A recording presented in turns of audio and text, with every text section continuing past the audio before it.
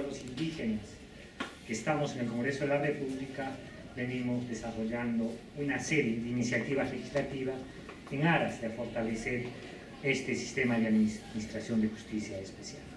Es así que existen dentro del Congreso de la República una serie de proyectos de ley que están vinculados en relación al artículo 149 de la Constitución Política del país. Artículos, unos proyectos de ley que buscan desarrollar este artículo y que buscan mejorar los niveles de articulación que debería de existir entre los dos sistemas de justicia, entre el sistema de justicia especial, donde está el tema de la justicia comunal, la justicia indígena, la justicia intercultural u otro tipo de administración de justicia que pueden tener los pueblos indígenas originarios, conjuntamente con el sistema de justicia ordinario.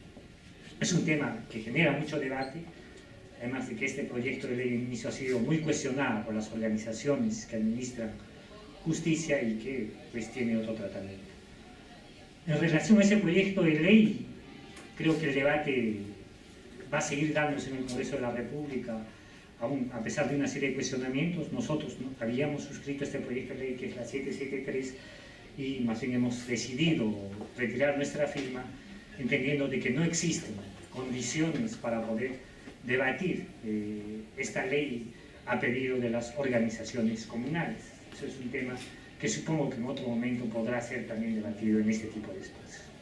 Más bien, el día de hoy, lo que nosotros vamos a darles a conocer es el proyecto de ley número 1991, que busca que se establezca un marco normativo para que esté exento de responsabilidad penal a los integrantes de comunidades campesinas, nativas y rondas campesinas que ejercen función jurisdiccional indígena. ¿Por qué es importante este proyecto de ley?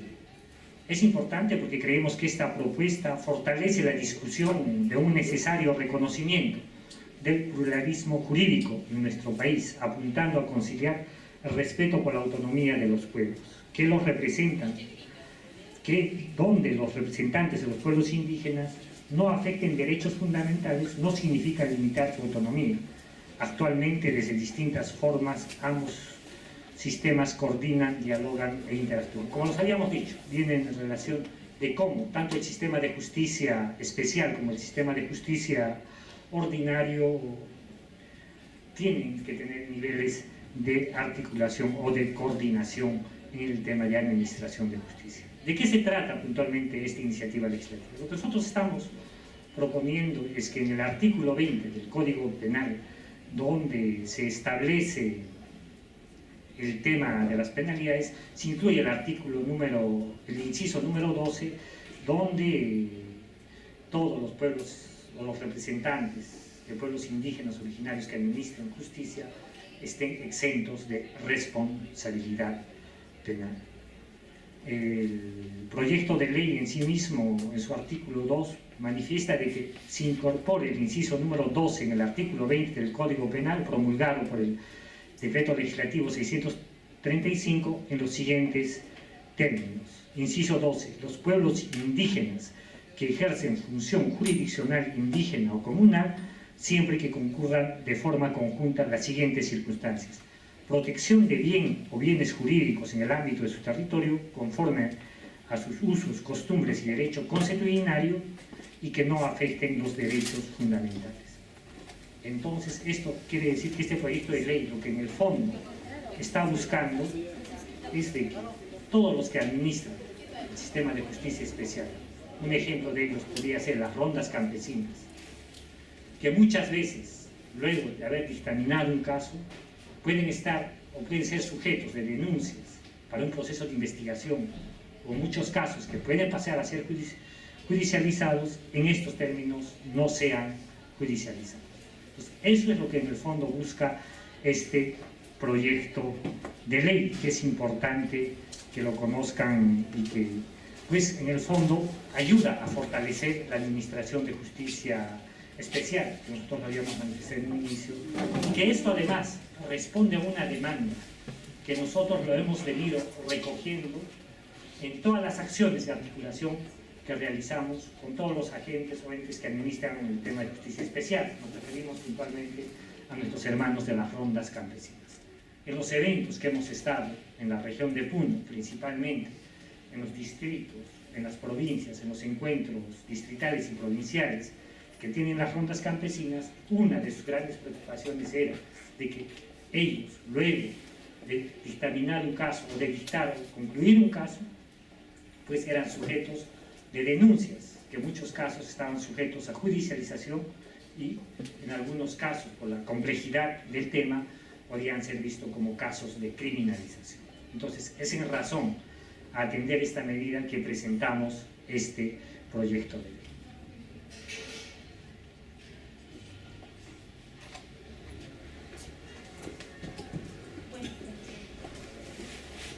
Este nuevo proyecto es importante quizás señalar que, como lo señala el convenio 169 de la OIT en el artículo 6, cada vez que hay una medida administrativa o legislativa susceptible de afectar a los pueblos indígenas, y cuando nos referimos a pueblos indígenas están considerados pues las comunidades campesinas, las comunidades nativas, las rondas campesinas, estas sean consultadas.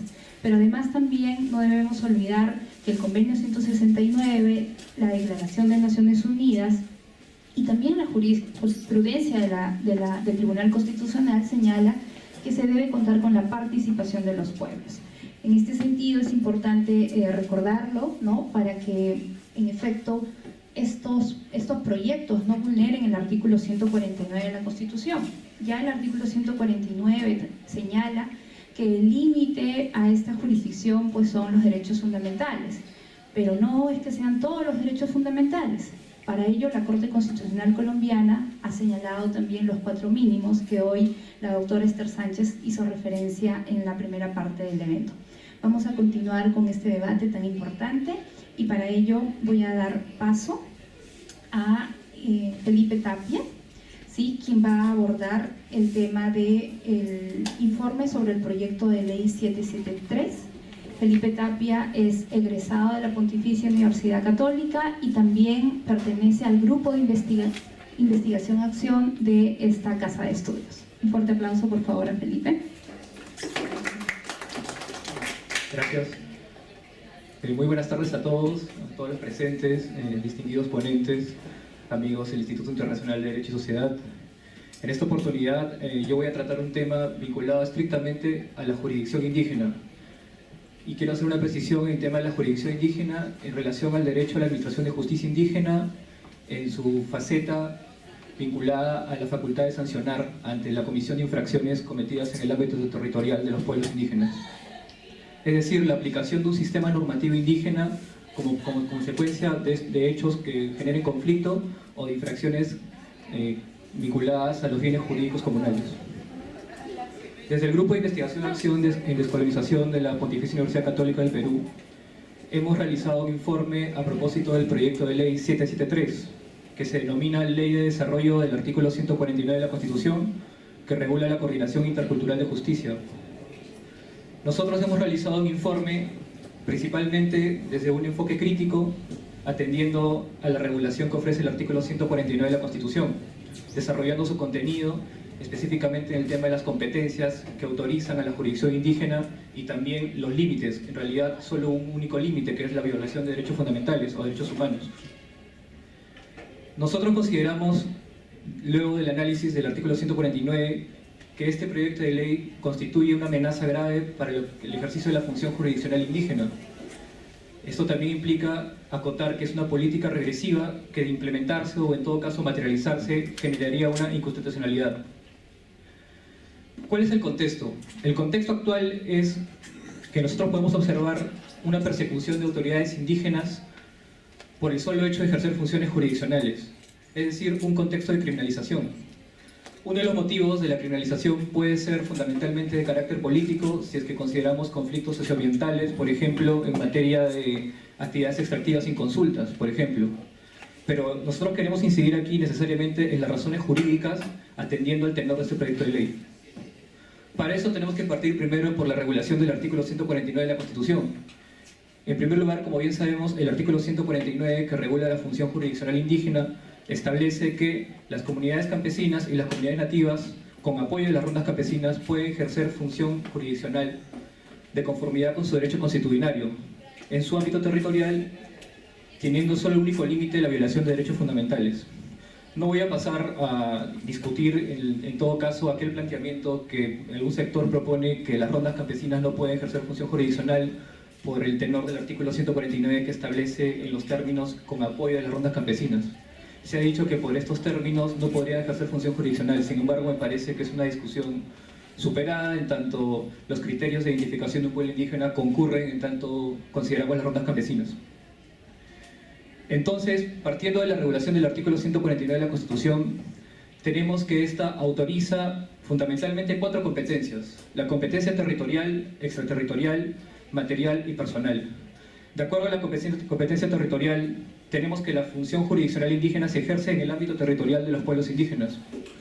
O, por ejemplo, podemos colocarle, para concretar la idea, en el caso de las rondas campesinas, en el ámbito territorial que ellos ocupan. La competencia extraterritorial hace referencia a que el sistema normativo indígena y ese conjunto de reglas y principios que regulan las conductas de este pueblo indígena pueden extenderse fuera del territorio siempre que se trate de miembros de la propia comunidad. A esto se refiere el criterio de extraterritorialidad y que tiene asidero normativo incluso en el artículo 9 del convenio 169 de la OIT. Luego tenemos la competencia material y la competencia personal, que de acuerdo al tenor del artículo 149 no establece un límite para poder decir que, por ejemplo, la función jurisdiccional indígena solo puede conocer determinados casos. Como en la era colonial, por ejemplo, con las leyes de Carlos V se establecía que los pueblos indígenas solo podían conocer casos de robo de gallinas, por ejemplo. Hoy en día la regulación del artículo 149 establece que se puede conocer todo tipo de casos en tanto no coloca ningún límite. Por lo tanto, la competencia material puede abarcar cualquier tipo de caso, sean leves o graves. Y la competencia personal, en tanto tampoco se dispone ningún límite, puede abarcar a cualquier tipo de persona, sea miembro de la comunidad, del pueblo indígena o no sea miembro. En ese sentido, este proyecto de ley fue presentado en diciembre del año pasado. Ya ha existido un trámite a nivel del Congreso en el cual la Comisión de Justicia y Derechos Humanos ha en todo caso aprobado este tenor, sin embargo todavía sigue en discusión, debido a lo siguiente. Este proyecto de ley tiene un problema de origen, que nunca ha permitido la participación en su diseño de las organizaciones representativas de las rondas campesinas, por ejemplo, o de los pueblos indígenas en general. Es decir, el derecho a la participación de los pueblos indígenas no se ha concretizado al momento de elaborar este diseño de este proyecto de ley. Tampoco se ha consultado y por lo tanto formular un proyecto de ley que afecte directamente a los pueblos indígenas, en este caso, tendría un defecto principalmente de derechos humanos. En ese sentido, podemos sintetizar que el proyecto de ley 776 tiene problemas vinculados fundamentalmente a la restricción de competencias de la función jurisdiccional indígena. También propone ciertos mecanismos de criminalización de las autoridades indígenas, por lo cual se habilita una reducción de la función jurisdiccional. Para esto, la propia Central Única Nacional de Rondas Campesinas ya se pronunció al respecto, rechazando este proyecto de ley, incluso todos sus niveles orgánicos, en representación, por ejemplo, de las bases distritales regionales. Incluso ha existido un encuentro entre la jurisdicción ordinaria y la jurisdicción especial hace aproximadamente un mes en el local de la Confederación Nacional Agraria, donde se debatió justamente este tema y el pronunciamiento de los niveles orgánicos de las rondas campesinas fue en contra de este proyecto de ley. Nosotros, debido al término del tiempo, solo queremos comentar los artículos principales que consideramos son los más graves en relación a la función jurisdiccional indígena regulada en el artículo 149. Tenemos el artículo 7 que establece la coordinación de la jurisdicción especial con la justicia de paz, que describe su tenor en los lugares donde coexisten juzgados de paz con autoridades jurisdiccionales indígenas. Se debe coordinar y armonizar los actos y procedimientos que aplicarán ambas autoridades. En este caso tendremos que observar que en el ámbito de la competencia territorial, donde ejercen la Administración de Justicia Indígena los pueblos indígenas, los únicos que tienen competencia para conocer casos vendrían a ser los pueblos indígenas propiamente. Entonces, si es que en el ámbito territorial se ubica un juzgado de paz, no podría ejercer o conocer casos ni mucho menos sancionarlos en tanto la competencia le corresponde a la jurisdicción indígena. Entonces, en ese sentido, el artículo 7 implicaría una superposición de competencias. Luego también tenemos el artículo 8, el cual establece o pretende regular la competencia de la jurisdicción especial. En este caso, en su segundo párrafo específicamente, atiende a que los hechos o conflictos dentro de su ámbito territorial en relación a la jurisdicción indígena que involucren a personas que no pertenecen a una comunidad campesina, nativa, ronda campesina, tienen competencia, salvo que dichas personas cuestionen la jurisdicción, en cuyo caso se recurre a las reglas del artículo 11. En este caso, atendiendo a la regulación del artículo 149, solo establece un límite, que es la violación de derechos humanos, derechos fundamentales. Si leemos el artículo 8, establece que cualquier persona que esté por un solo desacuerdo con la aplicación de la jurisdicción indígena podría cuestionarla y por lo tanto incluso desacreditarla. Entonces, un mero cuestionamiento sin ningún motivo adicional que no sea la vulneración de derechos fundamentales permitiría restringir la competencia de la jurisdicción indígena, lo que contraviene directamente el artículo 149. Así también tenemos el artículo 9, por ejemplo, que pretende regular la declinatoria de competencia y establece que la jurisdicción especial puede declinar su competencia por complejidad técnica cultural, de acuerdo a cada caso. La complejidad en este caso es vista como un obstáculo material para ejercer la competencia, y lo cual tampoco constituye un motivo para la declinatoria. Esto contraviene incluso el artículo 9 de la Ley de las Rondas Campesinas, que establece que las rondas o las autoridades jurisdiccionales, las rondas campesinas, pueden solicitar el apoyo de las entidades de la fuerza pública, incluso otras instituciones del Estado, para ejercer justamente función jurisdiccional. Esto en la práctica, ¿qué implicaría? Por ejemplo, que si hay un caso complejo en el cual estaría sometido a la jurisdicción indígena, las propias autoridades podrían solicitar todo apoyo de diversa índole, incluso técnico, como recabar medios de prueba, realizar peritajes, porque las instituciones estatales están obligadas a cooperar bajo el artículo 9 con la jurisdicción indígena. Luego tenemos también el artículo 10, que pretende regular la competencia de la jurisdicción ordinaria. Es decir, en este caso se establece una lista de delitos los cuales serían exclusivo conocimiento de la jurisdicción ordinaria. En este caso se mencionan, por ejemplo, delitos de homicidio, violación sexual, tráfico ilícito de drogas, terrorismo y sobre todo incidir y observar los delitos medioambientales. Esto restringe la competencia material de acuerdo al artículo 149 de la Constitución. Recordemos que no pone ningún límite y por lo tanto se configuraría una inconstitucionalidad directa. Sobre todo si es que tenemos casos, incluso pronunciamientos de la Corte Suprema, donde necesariamente se han conocido estos casos y se han juzgado y se reconoce la función jurisdiccional indígena respecto a casos graves. El artículo 11 también establece los conflictos de competencia, que son resueltos entre la jurisdicción especial y la jurisdicción ordinaria por consenso y buena fe, trato directo, hasta llegar a un acuerdo. Hasta llegar a un acuerdo implicaría que en la práctica el supuesto conflicto demandaría periodos de tiempo indefinidos, porque si es que estamos hablando que hay una autoridad jurisdiccional que ya ostenta competencia para conocer los casos, entonces no habría nada que discutir. Habría en todo caso, no existiría un conflicto de competencia, sino sería el ejercicio de la función jurisdiccional por parte de una autoridad como es la autoridad indígena. Luego tenemos el artículo 12 y el artículo 13, que pretende regular los actos de diligencias y de cooperación como instituciones del Poder Judicial, el Ministerio Público y la Policía Nacional del Perú, que se brinden entre ellos mismos recíproca colaboración, previo requerimiento, y hay que observar lo siguiente, que también establece que si quien omite injustificadamente brindar esta cooperación que se solicita entre cualquiera de estas entidades, incurre en responsabilidad sancionable. Esto en la práctica establece un esquema de subordinación de la autoridad indígena. Recordemos que con el pluralismo jurídico igualitario estamos reconociendo que diversos sistemas normativos bajo un principio de igualdad y por lo tanto la subordinación no cabe en este sentido.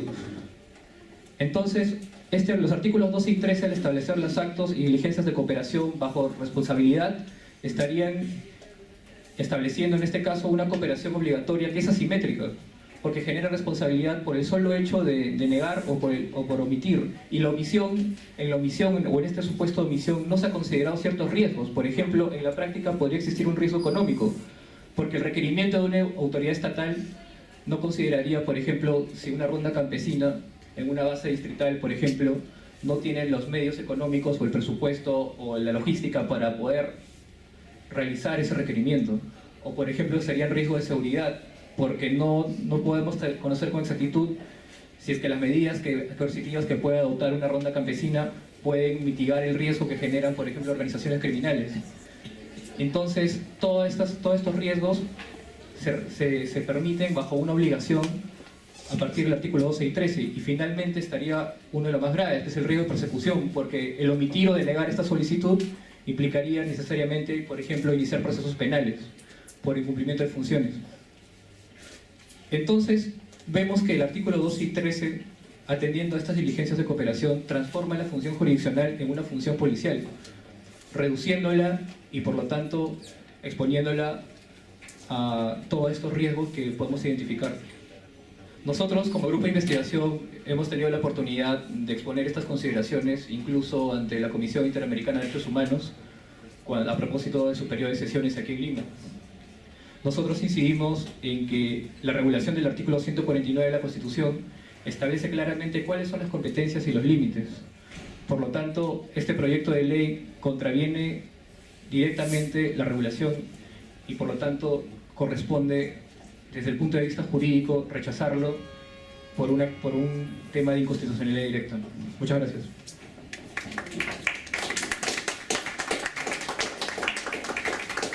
Muchas gracias, Felipe, y muy importante la participación, la contribución que viene desarrollando el Grupo de Investigación Acción de la PUC. En este sentido, resaltar, como bien señalas, la importancia de que las autoridades respeten el Convenio 169, respeten la Constitución, respeten lo que ya el Estado peruano se ha comprometido a nivel internacional, de cada vez que haga estos proyectos de ley debe contar con la participación, pero también se debe consultar a los pueblos. Ellos, quien más, saben cuáles son sus derechos, de qué forma se regula su derecho dentro de sus comunidades, y en este sentido son ellos los que tienen que participar para que estos proyectos de ley no sean un saludo a la bandera y no vulneren los derechos que ya están reconocidos en estos tratados internacionales e incluso en el artículo 149 de la Constitución. Y otro punto también muy importante es lo que señala, es el tema de la coordinación entre ambas jurisdicciones, que esta coordinación se lleve a cabo justamente mediante un diálogo intercultural, respetando ambas autoridades, respetando también que ya la Constitución señala, no señala de manera clara cuál es el límite, pero también no restringe qué materias deben conocer los pueblos indígenas, ¿no? Vamos a seguir conversando sobre este tema tan importante y a continuación vamos a presentar a Nadia Lazo. Ella también forma parte del Grupo de Investigación Acción. Nadia está a punto de terminar ya también la carrera de Derecho, para quien pido por favor un fuerte aplauso.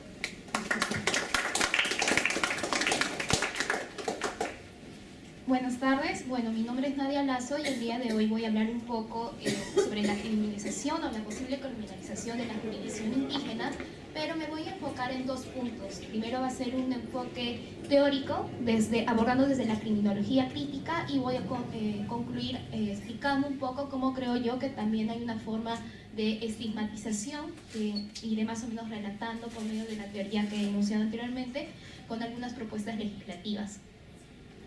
Bueno, en primer lugar, ¿por qué es importante hablar sobre criminalización de la jurisdicción indígena y por qué no me refiero a criminalización de la protesta? Los que tal vez nos acompañaron el día de ayer, se tocó mucho este tema de por qué habría que hacer una distinción y por qué muchas veces se usa indistintamente estos dos términos, ¿no? Protesta social, cuando tal vez podríamos hablar de jurisdicción indígena, que es lo que se manifiesta en conflictos como hemos visto y todos sabemos, como Conga, Bagua, etcétera, etcétera. Es la jurisdicción indígena que se manifiesta e intenta hacer prevalecer las decisiones que se han tomado dentro de su territorio. Podemos ver claros ejemplos de cómo se da esta criminalización, primero por las condenas que muchas de las autoridades, en este caso Ronderas, se enfrentan, las diferentes denuncias. Muchas veces el día de ayer enunciaron que algunos de ellos tienen hasta 30 denuncias, 30 procesos penales que hasta el día de hoy enfrentan por ejercer sus funciones. También podemos poner ejemplos como algunos proyectos, decretos legislativos que incurren directamente en el caso de las rondas, por ejemplo, el uso de la fuerza frente a la Policía Nacional y cómo muchas veces no hay un marco regulado para cómo enfrentar en los casos de protesta social. También hace un momento mi compañero Felipe mencionó el proyecto legislativo, qué es lo que implica y cuál es la real envergadura de este proyecto al momento de aplicarse en la jurisdicción indígena. Y bueno, lo que yo al final abordaré y comentaré es el proyecto legislativo 1991-2017, que habla sobre la exención de responsabilidad penal de las autoridades de la jurisdicción indígena, ¿no? En primer lugar, quisiera mencionar un poco qué es la criminología crítica. La criminología crítica es una ciencia, primero, que busca abordar sobre cómo ciertos comportamientos dentro de una sociedad son abordados, pero desde un enfoque ya tipificándolos, ¿no? Considerándolos que tal vez no respetan ciertos valores o ciertos intereses y por lo tanto tienen una carga social negativa. Y como respuesta lo que se busca es penarlos, tipificándolos, y por lo tanto se incorpora dentro del Código Penal o diferentes normativas estas conductas que no son aquellas que responden a los intereses o a los valores que intentan prevalecer un poder o intentan prevalecer un status quo dentro de una determinada sociedad. Muchas veces, según autores que han analizado este tema, el sujeto que estaría siendo su conducta tipificada respondería a ciertas características. Muchas veces ha sido características según clase, según etnia, según opción política y demás. La criminalización de estas conductas, que responden obviamente a un status quo que intenta prevalecer dentro de una sociedad, se basa primero en que hay dos tipos de elementos que se tienen que considerar y por lo tanto genera después una tipificación de estas conductas. La primera sería la selección de ciertos bienes jurídicos penalmente protegidos y cuáles son los comportamientos que por lo tanto podrían infringir estos bienes jurídicos. Y además, y de manera directa, como ya mencioné, hay una selección del individuo que va a ser estigmatizado, por lo tanto perseguido penalmente, que muchas veces responde, como ya mencioné, a clase, etnia, opción política. La criminología crítica también hace una crítica bastante acuciosa a lo que es el derecho penal, porque critica este mito de la igualdad. Es algo que muchas veces, y podemos verlo en diferentes casos cuando se intenta abordar no sé, tipos penales como feminicidio, etcétera, que el derecho penal es igual para todos. Sin embargo, la criminología crítica dice que no, que en realidad el derecho penal no es neutro. El derecho penal primero defiende ciertos intereses, no defiende a todos por igual, y eso se manifiesta obviamente en este interés de prevalecer un status quo, un determinado poder dentro de una sociedad. Asimismo, este estatus de criminal no se distribuye de manera igual entre todos. Hay ciertos sujetos que son más criminalizados y me refiero específicamente a un comentario de una de las últimas ponencias de un compañero de la UNIDE, si no me equivoco, que hablaba sobre un estudio que había hecho en sistemas penitenciarios sobre cómo muchas veces dentro de un marco de 42.000 reos, muchas veces hay un 30% que responden o se autoidentifican como personas que son quechua, aymara, etcétera, y que responden a ciertos tipos penales específicos. Entonces, teniendo ese marco de data, podemos decir de que hay una identificación de sujeto que es estigmatizado. Bueno, como ya referí hace un momento, la criminología crítica pues aborda este asunto de que hay ciertas conductas que son perseguidas. Entonces, lo que yo también intento manifestar en más o menos este trabajo que estoy haciendo es de que no solo hay una criminalización que es por medio de la creación de ciertos tipos penales o también por la creación de ciertas medidas legislativas que al final van a incidir en este caso en la jurisdicción indígena, que es en esta ponencia que quiero abordar, que es el sujeto que está siendo estigmatizado, sino también otras manifestaciones que son proyectos legislativos o la atribución de ciertas nomenclaturas, como ya más o menos irá exponiendo más adelante, que podría también generar una estigmatizar a la persona que va a incidir sobre ella. Lo que quiero plantear en primer lugar es primero que el criminalizar el ejercicio de funciones de las autoridades jurisdiccionales, en este caso indígena, materializa la intención de control a aquellos que no comparten los mismos intereses de los que ostentan.